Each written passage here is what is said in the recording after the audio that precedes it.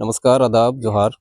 फ़िलहाल हम मौजूद हैं सिकारीपड़ा विधानसभा में और यहाँ पर जो है चुनाव का माहौल काफ़ी गर्म है और हर तरह के नेता, कार्यकर्ता जितने भी पार्टी से रिलेटेड हैं, वो अपने-अपने प्रचार-प्रसार के लिए अपने क्षेत्र में भ्रमण कर रहे हैं। तो हमारे साथ भी झारखंड मुक्ति मोर्चा से जो है वो केंद्रीय मीडिया प्रभारी हैं तो हम इनसे बात करते हैं कि आखिर जो सिकारीपड़ा विधानसभा का चुनाव है, यहाँ पर चुनाव का क्या माहौल है और किस तरह से जो है यहाँ का राजनीतिक जो है वहाँ पर जो है जो 35 साल से मुक्ति मोर्चा ने जो यहाँ पर से अपना पकड़ जो बना कर रखा हुआ था, तो वो क्या आने वाला समय में भी वो कामयाब हो पाएगा या फिर क्या कुछ हो सकता है, हम इनके बारे में जानते हैं।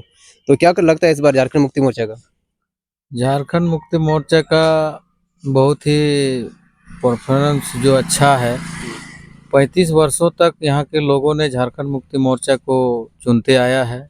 निश्चित रूप से इस बार भी उस मुकाम तक पहुँचाएंगे और झारखंड मुक्ति मोर्चा इंडिया गठबंधन की सरकार बनेगी। यहाँ हर समुदाय के लिए, हर जाति वर्गों के लिए माननीय विधायक नलिन साहब ने काम किया और उसी का देन है जो आज दिल्ली तक उसको यहाँ के जनता ने चुन करके दिल्ली एमपी बना करके भेजा है। बाकी बात रही जो उनका जो पुत्र है, युवा नेता है, आज तक जो युवा उनके साथ जुड़ रहे हैं, यहाँ के जो मूल अधिकार है लोगों का, गरीबों का रक्षा सुरक्षा के लिए लड़ाई लड़ सकते हैं, यहाँ का अधिकारों के लिए बात कर सकते हैं, विकास का जो रफ्तार है उसको काफ़ी रफ्तार दे सकते हैं, वही देख करके यहाँ के युवाओं वर्ग में सारे समुदाय के लोग, बड़े बुजुर्ग एक तरफ से लगा हुआ है कि जीत तो निश्चित रूप से जीत है ही, लेकिन ऐसा जीत दर्ज करने जा रही है झारखंड मुक्ति मोर्चा इस क्षेत्र से जो वो पूरे विधानसभा के अंदर, पूरे झारखंड के अंदर में एक मिसाल कायम होगा और आने वाला समय यहाँ के जनता के लिए एक बहुत बड़ा उपलब्धि भी होगी।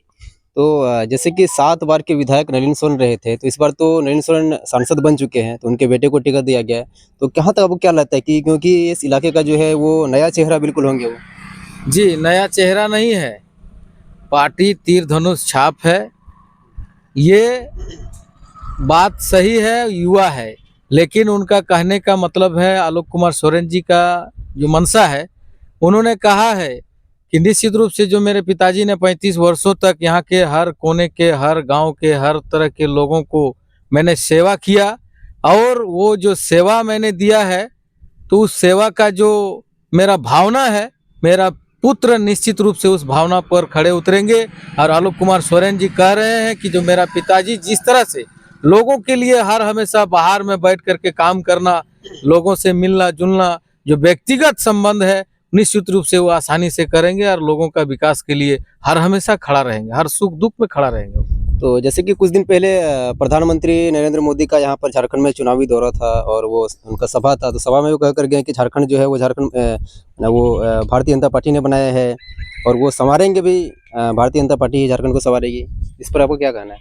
देखिए, इस पर मैं यही कहूँगा, देश के प्रधानमंत्री आए चुनावी माहौल में तो आकर के वो बोले झारखंड हम ही बनाए, हम ही संभालेंगे। बिल्कुल आपका बात सही है। तो उसके मैं अपना पार्टी के तरफ से मैं कहना चाहता हूँ, झारखंड भाजपा ने नहीं बनाया, दिसम गुरु शिबू सोरेन ने आंदोलन किया और माननीय दिसम गुरु शिबू सोरेन के आंदोलन से ही हमको बिहार से झारखंड राज्य अलग हुआ और उनका सपना जो था, उनका सपना को संवारते हुए हेमंत सोरेन जी, माननीय मुख्यमंत्री जी, यहाँ के लोगों के लिए विकास काम कर रहे हैं। अगर आप देखेंगे, जैसे मोदी जी ने कहे, माननीय प्रधानमंत्री जी ने कहे झारखंड हम बनाए, हम संवारेंगे, तो इस बीच में हम यही कहेंगे उनको, जे ठीक है, आप झारखंड संवारना चाहते हैं तो आप 1932 की लागू खतियानी क्यों नहीं लागू कर रहे हैं?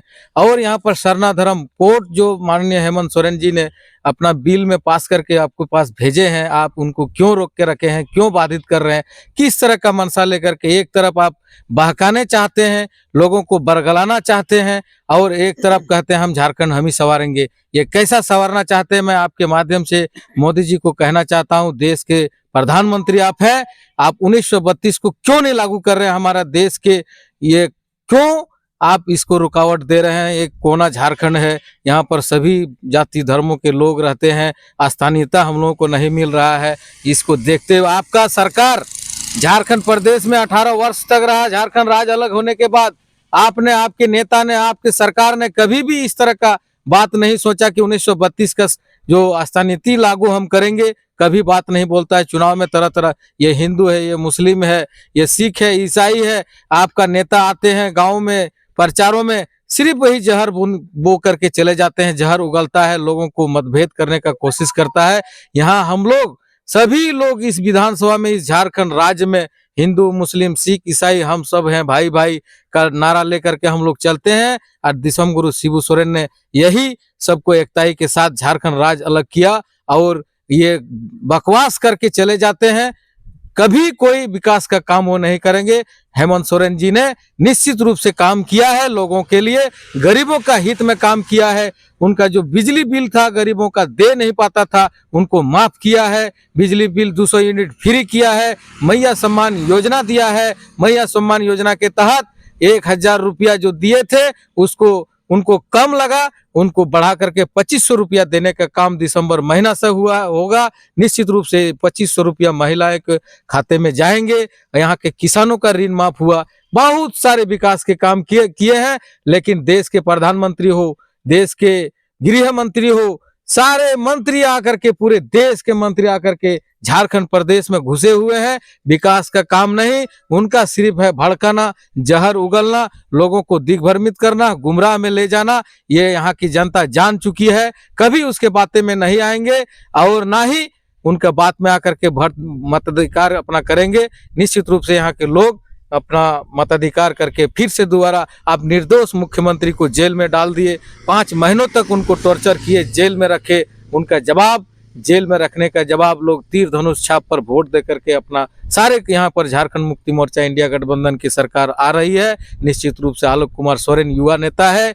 आज तक मैं कहना चाहूंगा कि आपके माध्यम से कि जितना भी प्रचार कर ले, मोदी जी देश के प्रधानमंत्री हैं, उनके प्रचार से कुछ होने वाला नहीं है।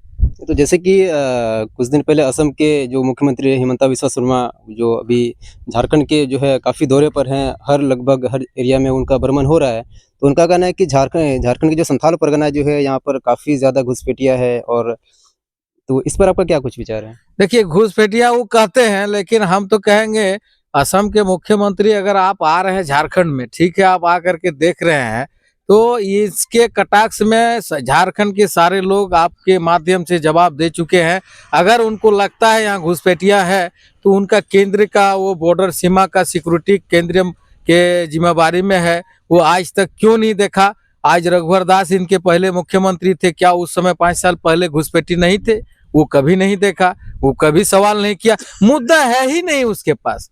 मुद्दा अगर रहता तो इस तरह का बातें नहीं करता। आज बांग्लादेश के जो प्रधानमंत्री थे, वो उसको वहां से भगाया गया, तो आप नरेंद्र मोदी जी प्रधानमंत्री माननीय, उन्होंने यहाँ शरण दिया, तो घुसपैठी आप कर रहे हैं। या झारखंड के किसी बॉर्डर इलाका में दूर दूर तक वो जो केंद्रीय होता है बॉर्डर, वो बॉर्डर झारखंड से किसी कोना से एंगल सटा हुआ नहीं है। उसको देखने का काम गृह मंत्री है, प्रधानमंत्री जी हैं, वो देख सकते हैं। ये कहीं कोई घुसपैठी का बात नहीं है। झूठा बात दे करके, ये अफवाह फैला करके लोगों को दिग्भ्रमित करना चाहते हैं। तो पूरे देश से जो है कई राज्यों के मुख्यमंत्री झारखंड दौरे पर है, गृह मंत्री झारखंड के दौरे पर हैं, बड़े बड़े जो सुपरस्टार सब हैं भारतीय जनता पार्टी के, वो भी अपने चुनाव प्रचार में जोर शोर से लगे हुए हैं। तो इस पर जो है झारखंड मुक्ति मोर्चा को क्या कुछ असर पड़ सकता है? देखिए, इसमें कोई असर नहीं पड़ने जा रहा है। वो गृह मंत्री आते हैं, माननीय अमित शाह जी कहते हैं हम झारखंड के मतलब मुख्यमंत्री को नहीं बदलना चाहते, अपना बयान में कहते हैं हम बदलना चाहते हैं, यहाँ के लोगों को बदलना चाहते हैं, यहाँ के जमीन को छीनना चाहते हैं। यहाँ के जो मूल अधिकार है, सिद्धू कानू, वीर सिद्धू कानू ने अपना खून से लिखा हुआ कानून संविधान में बनाया, संथाल परगना के टेनेंसी एक्ट जो काश्तकारी अधिनियम है, उसको तोड़ने का बिल नरेंद्र मोदी जी के पार्टी भारतीय जनता पार्टी ने किया। और उसका जो मुखिया था इस देश, इस राज्य का, रघुवर दास, उसने उस कानून को तोड़ने का बिल लाया था। काफी यहाँ पर हम लोगों ने विरोध जताया, बसें भी जली, सारे आंदोलन करके उस कानून को हम लोग अपने रुकवाए हैं। उसका अगुवाई हेमंत सोरेन जी ने, दिसम गुरु शिबू सोरेन, माननीय नलिन सोरेन जी ने अगुवाई करके हम लोग ने आंदोलन करके उसको रुकवाया है। और यहाँ के संथाल परगना जो सम्मान है, चाहे आदिवासी समाज चाहे मूलवासी समाज, सबों को सम्मान के साथ हेमंत सोरेन जी काम कर रहे हैं। इस तरह का कोई बात नहीं है। कोई भी आ जाए, असम के मुख्यमंत्री अगर आते हैं तो वो असम के लोगों को देखे, वहाँ के आदिवासियों को देखे, क्या वो सम्मान दे रहे हैं। आज जो बीजेपी कहते हैं कि हम मैया सम्मान योजना जो दिया है, ये इससे हम बढ़ा करके दीदी को योजना के नाम से वो एक कागज को फैला रहा है जो हम देंगे। मोदी जी कहे थे कि हम देश का प्रधानमंत्री अगर बनेंगे तो लोगों को 15 लाख रुपया देंगे, प्रत्येक खाते में भेजेंगे। 15 रुपया नहीं भेजा, ये झूठा अफवाह फैला करके ये दिग्भ्रमित करना चाहते हैं। लोग जान चुका है 15 लाख का कहाँ चला गया। अमित शाह जी कहते हैं ये तो जुमला था, चुनावी जुमला है। हर तरह का वो आकर के यहाँ जुमलाबाज करके चले जाते हैं और कि कोई काम करने का उसका मनसा नहीं है। यहाँ के लोगों के लिए, यहाँ के गरीबों के लिए किसी भी प्रकार का वो काम करना नहीं चाहते हैं। तो बहुत बहुत धन्यवाद। तो हमारे साथ थे ये झारखंड मुक्ति मोर्चा के जो केंद्रीय मीडिया प्रभारी हैं कलीम अंसारी जी। तो आगामी विधानसभा का चुनाव हमारे सिकारीपाड़ा विधानसभा में 20 तारीख को है। तो आप लोग जितना ज़्यादा से ज़्यादा हो सके बढ़ चढ़कर, कोई भी एक भी मतदाता इस मतदान के लिए छूटे ना। तो हर एक मतदाता से मेरी खास अपील है कि वो मतदान अपने मताधिकार का प्रयोग जरूर करें।